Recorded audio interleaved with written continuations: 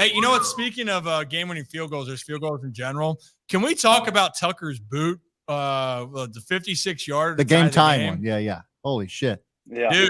Holy shirts, man! I got to be honest, and I mean, I didn't have a doubt that he was going to make it, but the angle on TV, it looked like he was bending it like Beckham, where the ball was.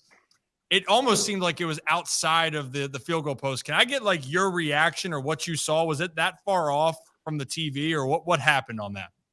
No, we had your recollection of the play was pretty accurate. It was a nice, strong left to right wind, and of course it picks up on that drive as we're moving the ball down the field. We're like on the sidelines, and Tuck's like, "Oh, it's a tough wind right here. It's a strong left to right," and like Tuck always talks about like never giving up the uprights on the off chance that the wind cuts and you hit the ball straight. But when we got out there and we got set, I felt the wind. I was like, "Oh, this is windy." And he just said he was going to give himself the best chance, and he swung the absolute piss out of his leg, and he hammered that sucker. Yeah. Oh my goodness! And absolutely did. But I think even more than that, we put that into existence, into the universe, as we call it. In the first quarter, we were sitting on the bench, and it was early in the game. It was like probably midway through the first quarter. And I don't know why. I just I'm like, I sit in the middle. So I sit here, Tuck's on my left, and Jordan's on my right on the bench when the defense is on the field. And I'm sitting there, and I'm just like looking around. I'm like, guys, we are going to.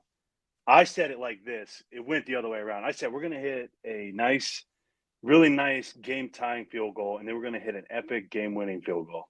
And we did that. It was just a little bit in reverse because the game tire was one of what I would say is one of Tuck's best kicks. That was just a really difficult kick to make. And then, obviously, we had a pretty sweet game-winning field goal. So, we just manifested that about 3 hours before it happened. So, yeah. So, Nick, I've been talking about this with some people off air, but I'm so curious during that 56-yarder and in those big type of situations, you personally, what's going like at what point you snap it? Are you like you hear Tucker kick it and you just stand up and watch, or are you like superstitious and you don't look at the ball? Like what's kind of you're on those big kicks? Like what goes through your head? So the first thing that we do, and it's kind of like a joke. I don't really know when it got started, but we always do it, even in practice when we're emulating a game-winning kick. Tuck says this really ridiculous statement, and I've kind of adopted it myself, and I say it kind of to myself and jokingly to the opposite line, like the guards that are right next to me. So Tuck always will say "babies and memories," and I have no idea where it came from. But I do the same thing. So I grab the ball, I kind of look at the right guard, and I kind of jokingly am like, "Babies and memories," like kind of just like clears my head a little bit and kind of gets me focused in because we do it so often. And then for me, once I throw the snap, I try to. A lot of times on those long kicks, they're pretty heavy rushers up the middle because they know guys have to put the ball lower, especially when it's like really windy like that. So they're pretty heavy on the inside. So I try to snap and get my head up and block for the split second that I need to, just to make sure nobody can get in between me and the guards. And then after that, I mean, I'm watching that sucker all the way. I started celebrating like that ball probably only traveled like 40 yards, and I was arms in the air, like screaming. I'm like, "Yeah, let's go!" Like, I knew he hit it. I heard the sound of it, and then I saw the trajectory of the ball, and it started going back into the uprights, and I knew my man's had the leg for it. So I started cheering early, and I was pumped.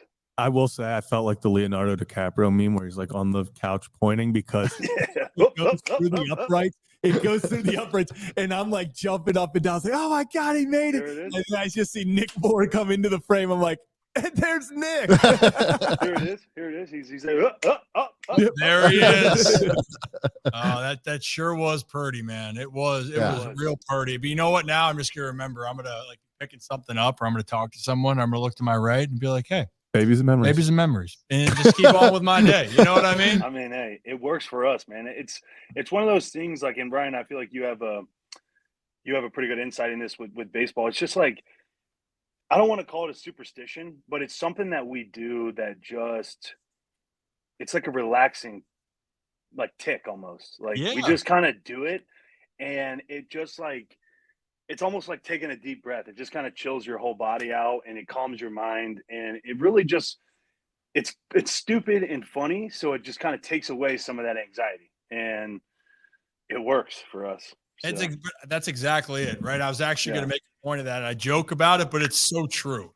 You know, when you think about everybody in sports, they have their ticks, they have their rituals, superstitions, whatever it may be. Like when you go up to bat, some guys then that's why I picked up the bat. I don't just pick up this lumber just to, well, I do. But You do. yeah, I do. But so anyway, some guys will just like stare at their bat. Maybe some guy, I had one teammate that would draw a line when he would go to hit. Another one would just actually even close his eyes and then go, or then other guys would just say something that they have to talk every time that they went in. Mine was stretching the hammy. I had to get down and stretch the hammy, acting like I'm fast when I'm You not. still do that. I still stretch the hammy, right? But it's little things that lock you in. It's the things that you don't think about. And in the biggest moments, you got to be relaxed. And I love that that's saying.